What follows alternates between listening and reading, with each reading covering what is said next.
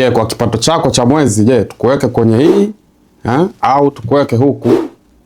Hii ni iPhone na hii ni Samsung. Nataka nikuonyeshe, je, wewe unastahili kwa kipato chako unachopata mwisho wa mwezi kuwa na simu ipi kati ya hizi? Kama ndo kwanza unatufuatilia, usisahau kusubscribe. Simu inatakiwa iendane na kipato chako, sio kwamba ukiwa na simu kali ndio umefanikiwa. Sometimes simu inaweza ikawa ni mzigo kwenye maisha yako. Watu wengi wanapenda simu za Samsung na iPhone kutokana tu na ile status kwamba ukionekana na Samsung au na iPhone unaonekana kama ni mtu ambaye kidogo status iko sawa, lakini sio kweli. Kwa hiyo lazima upangilie vizuri maisha yako ili kujua kitu gani una spend. Usije ukawa una overspend. Tumia hela kubwa katika issue ya mawasiliano, katika kununua simu. Na mfano mtu ana kipato cha shilingi labda 300,000 kwa mwezi, afu unanunua simu ya shilingi milioni 1. Hiyo manake kwa hesabu ndogo tu, ukichukua milioni 1 ukagawanya kwa 300,000 unapata 3.3. Kwa wale wataalamu wa hesabu watanisaidia. Manake hiyo ni miezi mitatu karibia na nusu. Kwa hiyo manake unakuwa tayari umekwisha spendi pesa yako ambayo unaipata kwa miezi mitatu kwa kununua simu. Sasa jiulize, kipato cha miezi mitatu tayari umeshakitumia. Ndani ya hiyo miezi mitatu utapataje chakula? Utalipaje kodi? Utalipaje usafiri? Utalipaje ada ya vijana kama wanaenda shule? Kwa hiyo kuna mahesabu makubwa hapo ambayo inabidi uyatengeneze, uyafanye ili uweze kuwa katika mlengo sahihi wa maisha.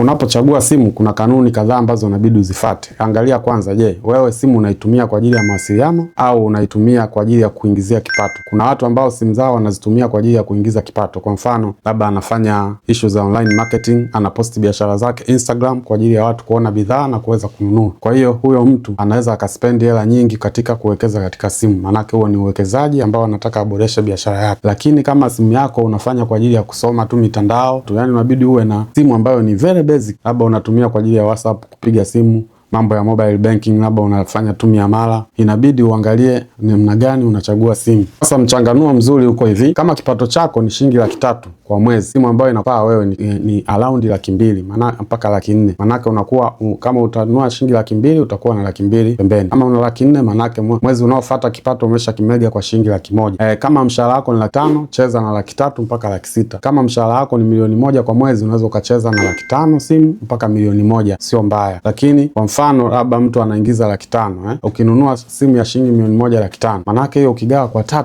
unakuwa tayari umesha spend miezi mingapi? Mitatu. Hiyo inakuwa ni hatari kwako. Kwa hiyo inabidi uhakikishe simu unayonunua inakuwa angalau ni kipato chako kile cha mwezi au chini yake. Hiyo ndio kanuni nzuri ya uwekezaji katika maisha yako ambayo wewe utaweza kuishi bila changamoto ya aina yoyote. Kwa hiyo kabla ya kununua simu sasa jiulize maswali. Kuna baadhi ya maswali kama 5 inabidi ujiulize. Je, naweza kununua simu hii bila kukopa? Kuna watu wengine unakuta anakopa ili anunue simu.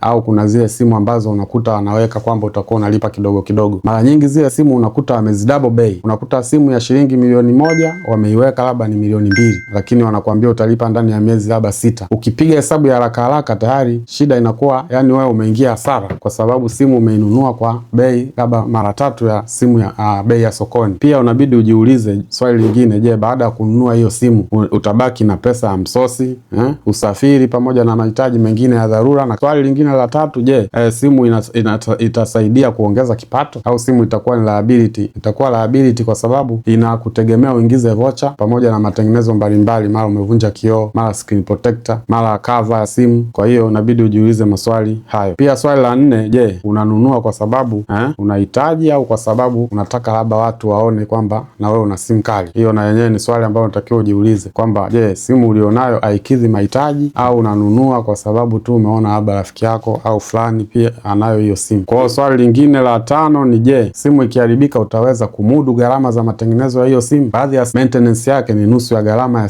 bei ambayo umenunulia hiyo simu. Je, au pia ikiibiwa au ikapotea una uwezo wa kureplace simu kama ile? Bila kusahau tunaendelea kuwashukuru wote ambao wanaendelea kufuatilia channel hii ya Maisha Bora. Naona watu wana comment, wana like, na kushare video zetu. Ni jambo zuri na sisi tunapata moyo wa kuendelea kuwaletea mada mbalimbali ambazo ni za moto. Lakini tusiseme kwamba kununua simu ya bei kubwa sana ni mbaya kwa kila mtu. Hapana. Kama wewe ni content creator, labda ni online seller, labda photograph designer na mambo ya TikTok na nini, unaweza kununua simu ambayo ni nzuri, ambayo wewe ukipiga picha inakuwa kidogo na kuletea picha nzuri ambazo wewe utazitumia kwa ajili ya shughuli zako za kimtandao. Kupitia hiyo simu unaweza ukatengeneza content, ukafanya biashara online kila mwezi, unaingiza labda 300,000. Kama unaingiza 300,000 manake kila mwezi, kama umenunua 1,200,000 tayari baada ya miezi mitatu hiyo simu inakuwa tayari imejinunua. Lakini kama uingizi chochote, wewe unatakiwa uishi humo kwenye 300,000. Wewe fikiria, angalia kwanza kipato chako. Hakikisha simu ukinunua isizidi kipato ulichonacho cha mwezi. Hebu niambie wewe kwa sasa hivi simu ulionayo, je, inaendana na kipato chako au uliteleza kidogo ukawa umechukua simu ambayo kidogo inakuzidi uwezo? Komentia hapo chini. Lakini pia usahau kusubscribe na kulike channel hii kwa ajili ya video nyingine zinazofuata ili uweze kuwa pamoja nasi. Sishauri mtu akimbilie hizi simu ambazo ni za gharama, kutokana hata ikiharibika, kwa mfano Samsung, iPhone,